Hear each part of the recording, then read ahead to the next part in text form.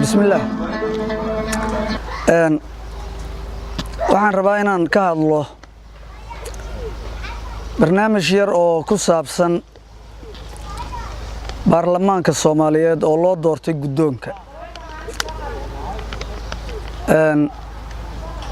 ilaahay ummadda Soomaaliyeed qalbigooda isu soo jiido golaha shacabka oo matala ummadda Soomaaliyeedna midkii tawfiiq ugu adeega Allah ka dhigo waxaan rabaa marka inaan shaqada xildhibaanka inaan ka hadlo xildhibaankan hawsha loo doortay iyo danta laga leeyahay xildhibaan wuxuu yiri dabuubtayda suugaanta waxaan doonayaa maanta inaan daaha uga qaado baarlamaanka doorkiisa iyo hawsha loo doortay xildhibaanka darajaysan daadihiye qaran weeye waa midkii dalkiyo diinta dadkeeniyo midayntooda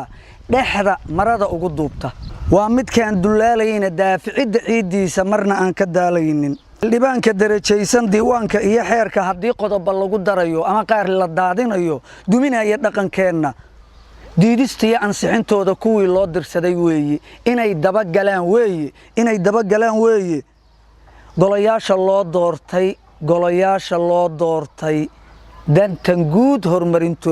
golayaasha loo doortay dantan guud horumarintooda mas'uulkii doc uga leexda daacad ugu shaqayn waaya xeerkii dalka u yiilay mooshin looga doodayo kuwii loo dirsaday weeye hay-ad laga dugsado weeye musuqiyo isdabamarinta waa dabin u meel yaalla dalka nacab inuu boobo xildhibaanku dayd weeye dugsi iyo gabood weeye waardiyo dan guud weeye udoodaha bulshada weeye dalka gobol degmiya tuulo iyo shacabkii soo doortay baahida iyo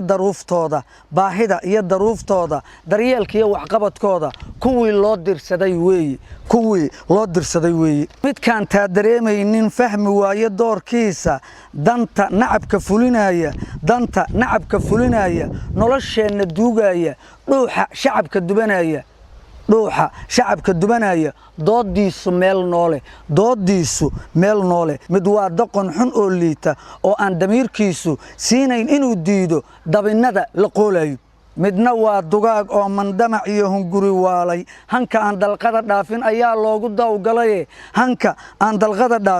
ayaa loogu dawgalaye daydaygiya shaxaadoonka darka ceelka aan dhaafin hoteelada ku deedamaya oo qadada loo daadshay ku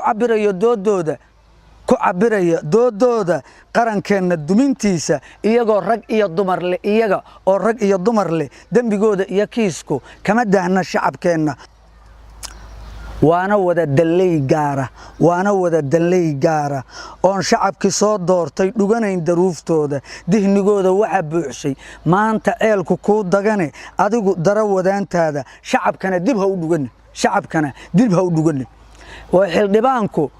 waxa weeye hay-adda ugu sarreysa waa milkiile xildhibaanku waxaan rabnaa inuu milkiile yahay inuu ogaado oo aan isaga lagu ugaarsan xildhibaanku magac maaha ee waa maslaxadeenna kuwa meel marsiinaya waardiyo mujtamac weeye midnimada danguud dhowra maal aan u xilanaynin ismoodaynin beel gaara kuwa kolayga maran qaata muraadka iyo ujeedkoodu manfac iyo hunguri weeye madaxay xasuusnaada mas'uuliyadda idin saaran miisaanka iyo culayskeeda waxaan kala jeedaa waxa la yiri libaax yar baa markuu dhashay hooyadii ka lumay markaas wuxuu raacay idaha deewad garanaysaan markii dawaca arkaan ama gaduudane iyo bahlaha yareerka idiibo la caradaya maalintii dambe baa waxa qabtay hooyadii baa qabatay markaas tiri